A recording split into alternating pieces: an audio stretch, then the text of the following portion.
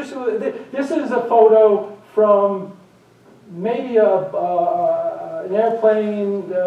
What we're looking at, this is down Park Street. Here's St. Joseph's.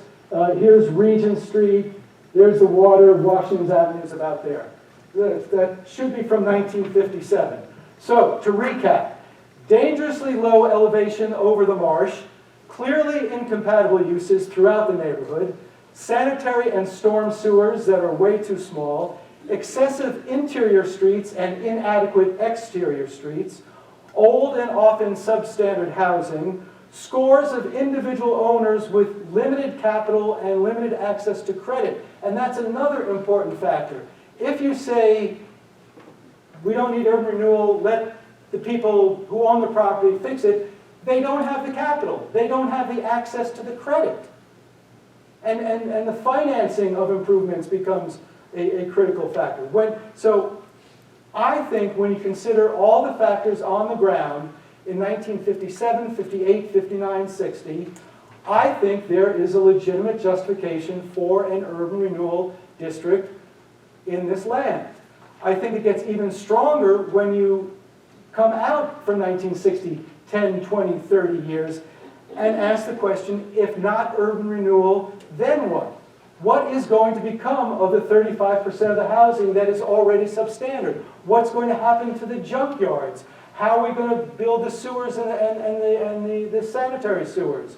Are we going to keep that street grid with all those bad intersections and the 45% devoted to streets? How are we going to provide for the infrastructure? All these questions, and there's one other imponderable question that we can't answer, but as succeeding generations assimilate, what is the future of the Greenbush as an ethnic community? As people are moving out to leaving this neighborhood, as I don't know if we've got any people who were, children in the bush and had to leave in 1962, 63, 64, but would you have gone back? Would you have stayed living there if they hadn't torn it down? I think that's an open question. I'd love to hear an answer, but I think the assimilation that the ethnic communities were going through in the 60s and the suburbanization of Madison would have meant the cultural decline of the bush even without urban renewal. Does anybody want to comment on any of the aforementioned? Yes? I just wanted to ask if the synagogue is still there? On Nothing. Street? On... It's a Mound Street? Well, yeah, Beth Israel's... Beth Israel is up the road, isn't it? Yeah, neither Agudas Hakim or Adas Yeshurun are there, but the Beth Israel Center, where their Torahs were taken, is still there. Yeah, that's on at Mount and Randall. Gone. Everything's gone. Yeah. I saw him first and then you. Yeah. I mean, to answer your question, can't you look at other similar neighborhoods around Madison that they were also looking to do urban renewal projects at the time, like around Williamson Street or closer into campus, to play that game of what if there had been urban renewal? Because there's a lot of similar conditions in those places. We're going to get into the whole thing with Williamson Street. You're right, there was a move to do something on Williamson Street because it was pretty depressed at the time. The geological reality is different. The Third Lake Ridge and the bush are at significantly different elevations. But if you look at Schley Pass or Dewey Court, yeah, it's the same thing. That's what they're looking at doing. That's why it was an issue. I don't think there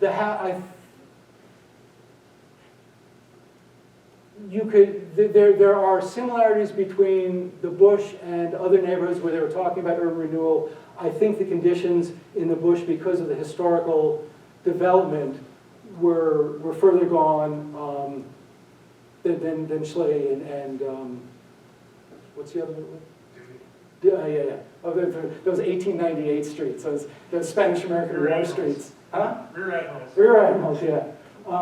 But no, I mean, that's a legitimate counter. Yeah, that's a good point, yeah. Do we have any reason to believe these inspectors maybe had their thumb on the scales? I don't. I've always presumed, some of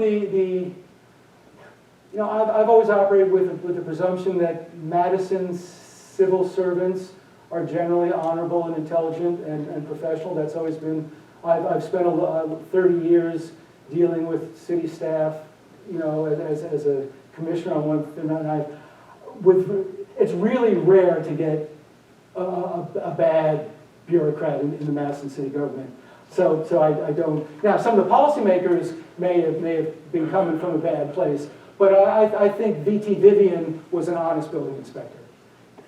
Yeah. Wasn't this just the national trend? Oh, yeah. The Housing Act of 1949, of 1954, of 1961. Because we came out of the war, okay, the world is safe, we can look, oh, we got money, let's fix this, let's fix that. Now, there are clearly some neighborhoods where it was Negro removal. We're about to get to that in a moment. There are some areas where it was to come in and bust up a neighborhood, or because, oh, that land is way too valuable, we're going to take it for the rich people. And a lot of highway development. We see, in San Francisco, they destroyed the Fillmore neighborhood with a highway. In Atlanta is segregated by, is it 94 or 90? I mean, Atlanta is segregated by highway. And I think in Seattle, so around the country this happens a lot, but every place has a slightly different local flavor. Yeah. One of the slides briefly mentioned tuberculosis. So, were there also health concerns? That was back in the 1911, 1916 period, where, because you had, we're going to get to a demographic thing in a moment, but you had, the housing was not only closer together with poor side yards and lack of air and light, but we had twice as many. Citywide, 3% of the residences had more than 1.51 people per room. In the triangle, it was 6%. So the housing is twice as crowded as housing throughout the city. So we've got people living without a lot of fresh air, in close quarters, without proper, some of these houses don't have proper bathing or toilet facilities. So yeah, that's why tuberculosis is an issue at the time. Okay, so you will have noticed that so far I have talked exclusively about streets and sewers and structures and have not talked about people, which is exactly how the planners saw it. No, and this was stunning to me. Nowhere in the application or any of the federal reports does the city or the redevelopment authority recognize that this project means the destruction of a 3-generation neighborhood that is immigrants and ethnics. It never discusses the personal or the social or the cultural impact that this project will have on those communities. It talks about buildings and streets and sewers. It never talks about people. It talks about demographic data. It talks about data, but not community. And whether or not they were hostile to the neighborhood, it looks more like they were oblivious to the neighborhood, but that itself is a form of hostility. Now, urban renewal affected, as I see it, the 3 groups differently. The adult and elderly Italians suffered the greatest social and cultural disruption because they had the most to lose. They had been there the longest. They had the closest intergenerational households. They had the most extended social networks. And these were critical aspects of their lives that they would lose once they were forced to move. And when these places were gone, aspects of their lives were gone. And some would return to live in buildings on the same land, but it wasn't the same. And not only did they lose community, but the people who stayed behind, people who lived across Park Street, lost their friends. So people who moved lost their social network. The people who stayed lost their social network.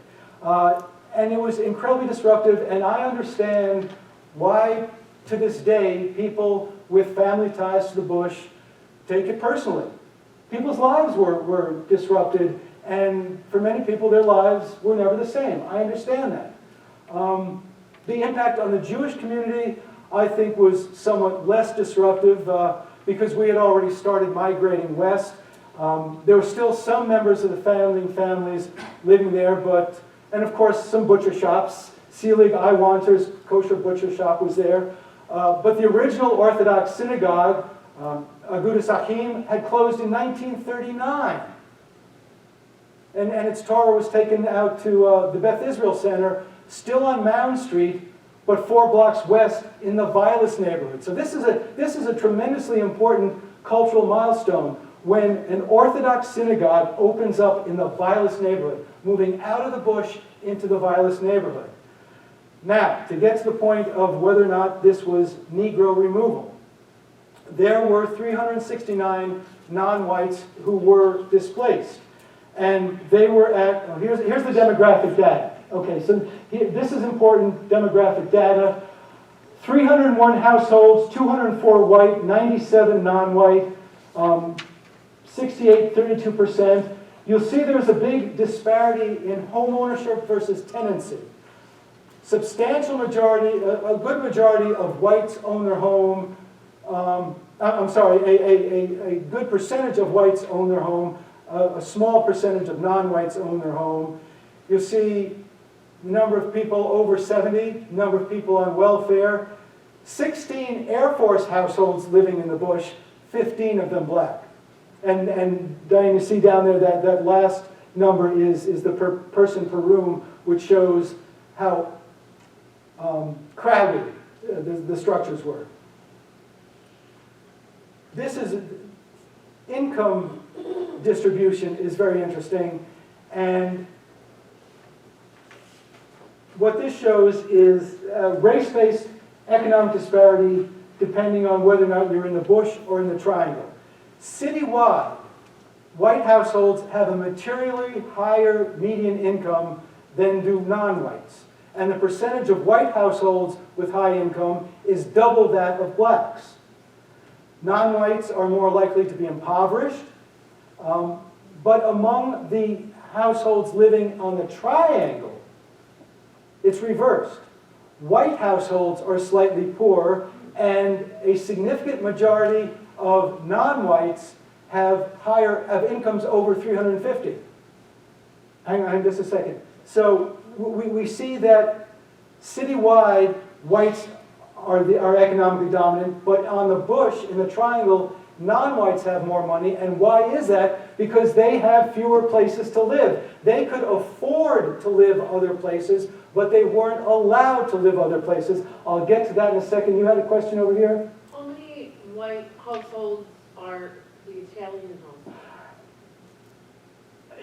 In looking, I went down the list of the property owners as of the time of property acquisition. It looked, just counting stereotypical names, saying that's Italian, that's Italian, which it looked to me like about 60% at the time of the transformation were Italians. A dozen or so recognizable Jewish surnames, and the rest indistinguishable. Oh. So I'd say certainly more than half were still Italian at the time. So these numbers are from the time of transformation? Yes. Okay. Because in the earlier part of the century, I mean, we call Italian and Sicilian white now, but they didn't necessarily. Yeah. At this time, Yeah. I don't know who else is in non-white besides blacks. There may be, but Italians are in the white category at this point. This is like 1960. Yeah, these numbers are going to be 1959, 1960. And $350 is about $3,000 today. In today's dollars. oh, okay, and that's okay. For some reference. Okay, thank you.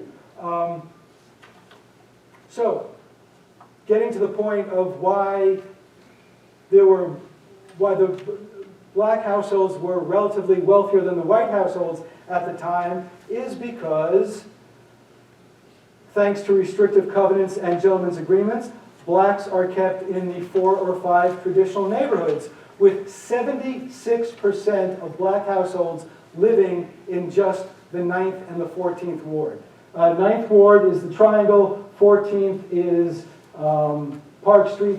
They were called wards back then. They weren't aldermanic districts, they were aldermanic wards. Of the city's 21 wards, 8 are all white. And these are the hard numbers of housing availability for whites and non-whites.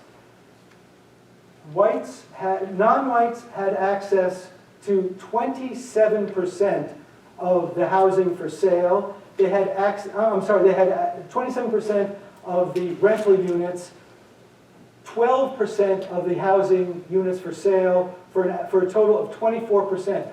Non-white in 1960, 61, 62, 63, non-whites had access to 1 out of every 4 out of every 4 housing units in the city of Madison. 1 out of every 4 units they had access to. And yet, housing discrimination is so routine and accepted and assumed that it is on the pre-printed federal form. This is the federal form for every urban renewal agency in the country to fill out. Total number of units on the market, total units available to non-whites. This is America in 1960, 61, 62, 63. A federal form that assumes that non-whites will not have access to the same housing that whites have access to.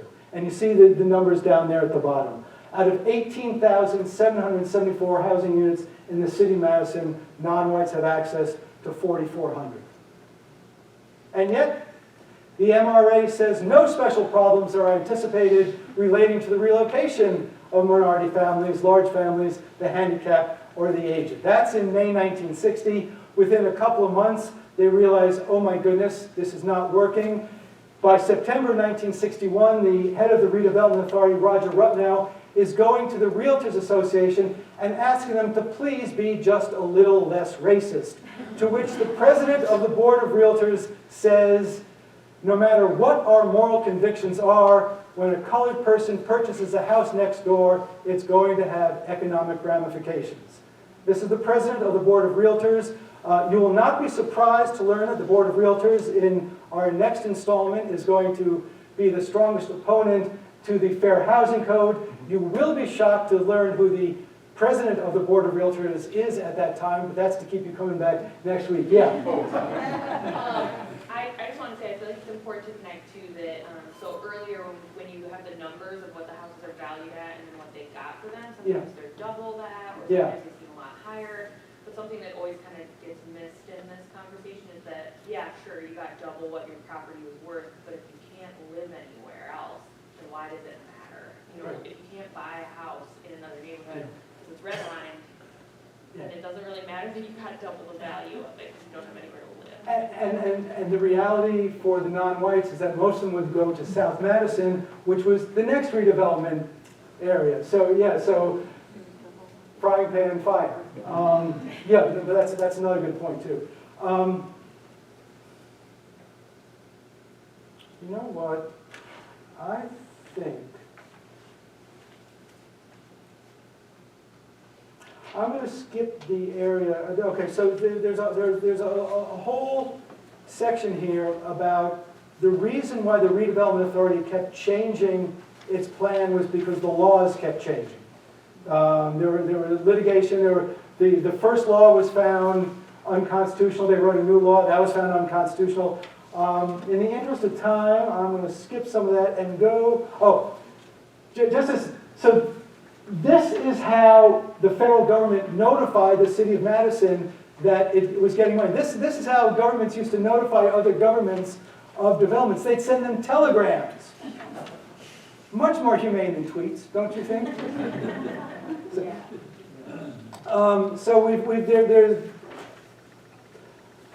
the Redevelopment Authority.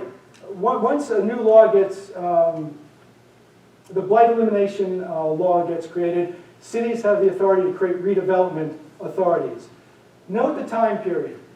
The city of Madison created an authority with the power to condemn and seize property on 2 weeks' notice. It was introduced on June 26th. It was adopted on July 11th. That's pretty efficient government. I don't know how much time they spent thinking about it, but they operate very quickly. One of the things that's going on behind the scenes that nobody in Madison in public knows about is that the federal government keeps telling the city, you don't have a clearance project here. This is a rehab and renovation project. It's not a clearance project. Here we see a letter from November 58. This may become clearance, this is rehab, not complete clearance. Laws declared unconstitutional. Supreme Court says redevelopment authorities are okay, but they need to rewrite the law. The attorney representing Canepa, Vitale, Licari, and Trotter were some of the people who were suing the redevelopment authority. Their lawyer was one of the great lawyers in Madison, Gordon Sinekin, who grew up in the bush. This is Gordon Sinekin's boyhood home on Murray Street, which by this time was substandard and needed to be torn down. Correspondence from the head of the regional housing, the regional administrator. Your statistics are no good. Your submission is inadequate. Your numbers don't add up. You've got to do a better job. It is, I think the building inspectors were honest, but some of the bureaucrats were doing a lousy job of preparing the application. But the city insisted, no, this is a total clearance project. We got to go in and clear everything out, which is not what they told the people in June of '59. A number of buildings in good condition will be left undisturbed. That did not turn out to be the case, because complete reconstruction, the only feasible method. They said the land would be cleared in stages. That didn't prove to be true either. I'm going to go now to the Brittingham project and just to reorient. So here, where the W in West Washington is, that's the Brittingham project. Here we see a close-up. This is 1957, before anything was taken down. Here, this is 1960, and a close-up. You see there are only 3 structures left in that whole Brittingham area. They are all taverns.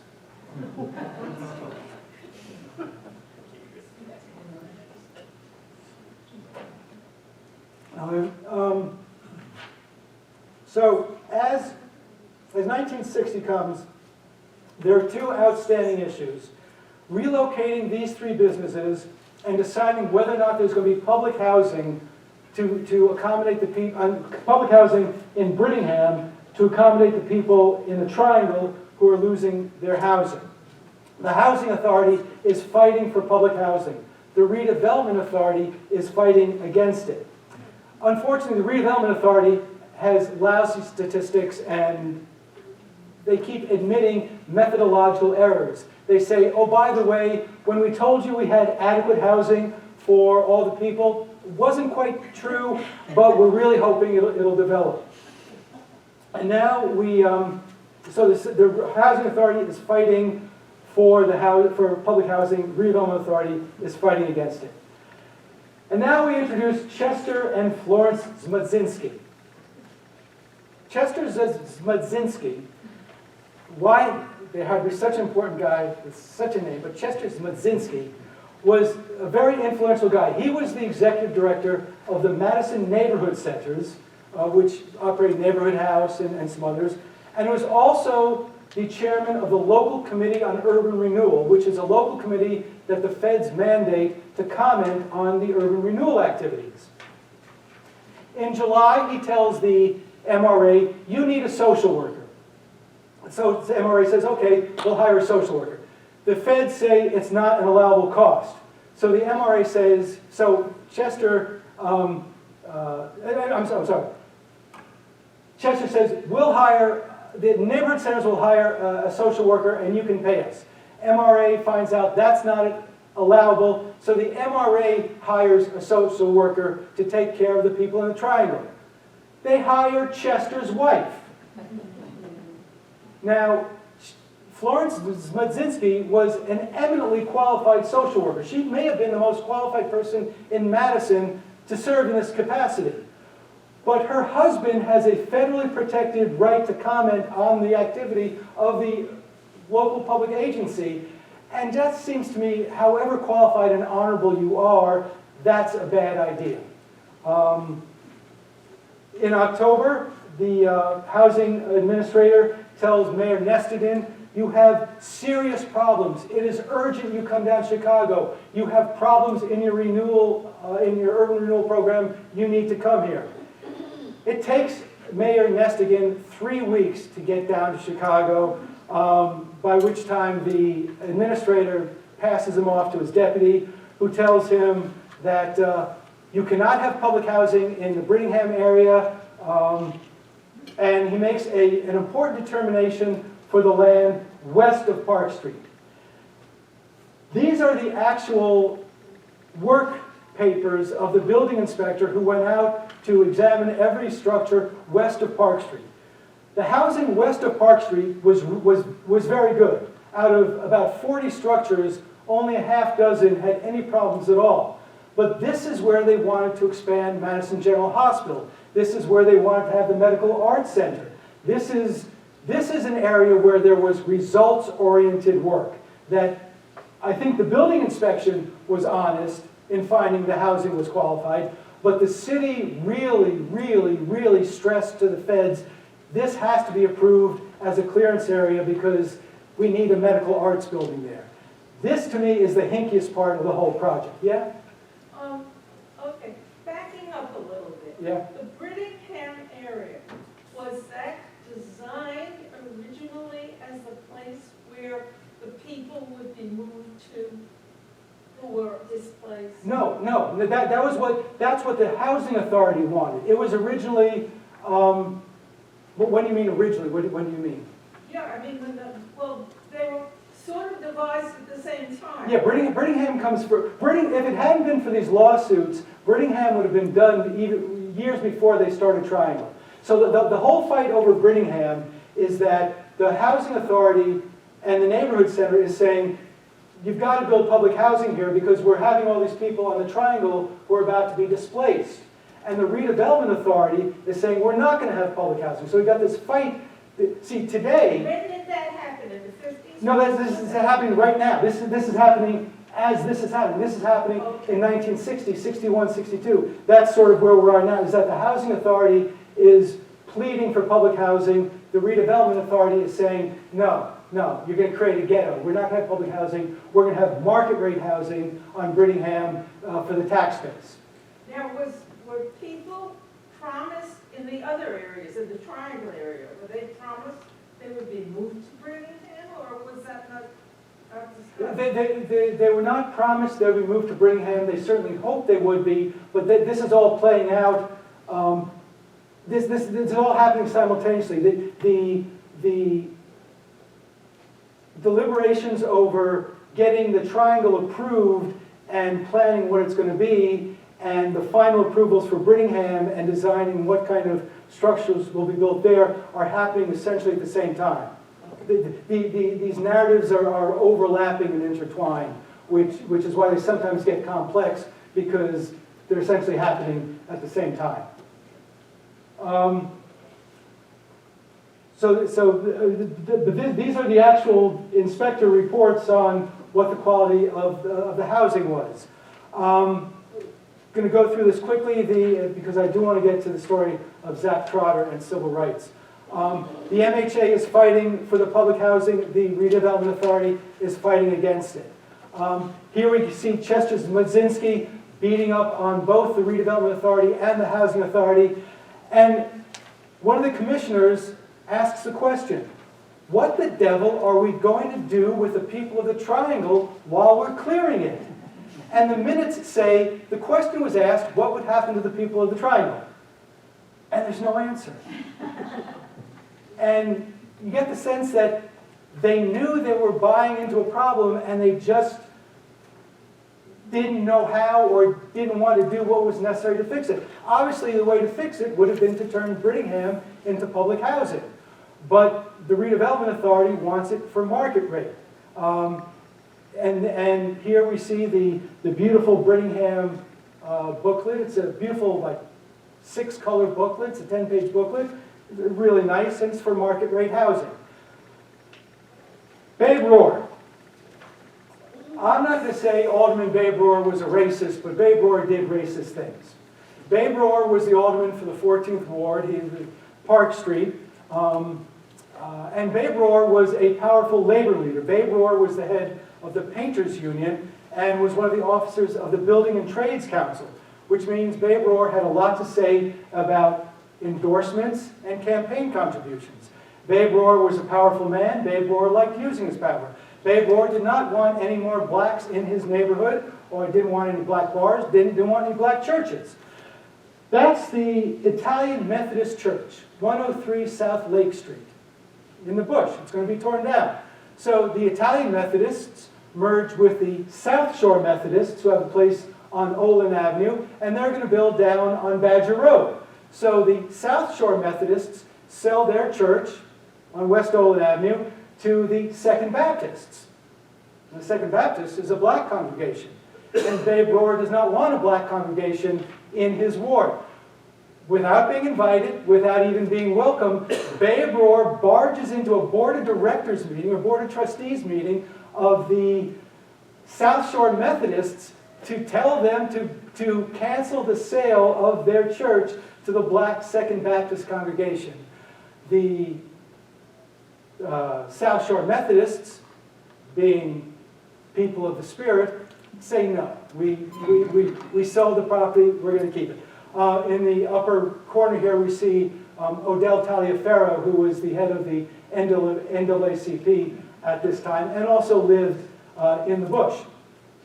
And the NAACP, when this becomes public about Babe Rohr trying to pressure the Methodists, the NAACP demands that he quit, because Babe Rohr is on the redevelopment authority. And as Odell Taliaferro points out, you know, you've got a man on the redevelopment authority who is in charge of helping black people relocate, and he's kind of a racist. So maybe it would be a good thing if he weren't on the redevelopment authority. And Mayor Reynolds tries to, it doesn't work. Wayne. Stu, I just have to comment for people who didn't know him. Babe Rohr had, in addition to everything Stu said, Babe Rohr had maybe the most outsized personality in the city of Madison. For as far as I know, all the years of his life, he was capable of walking into a room and taking it over, whether you wanted him to or not. Yeah, yeah. Babe Rohr will feature in all these talks. There's a lot, and none of it is good. So we see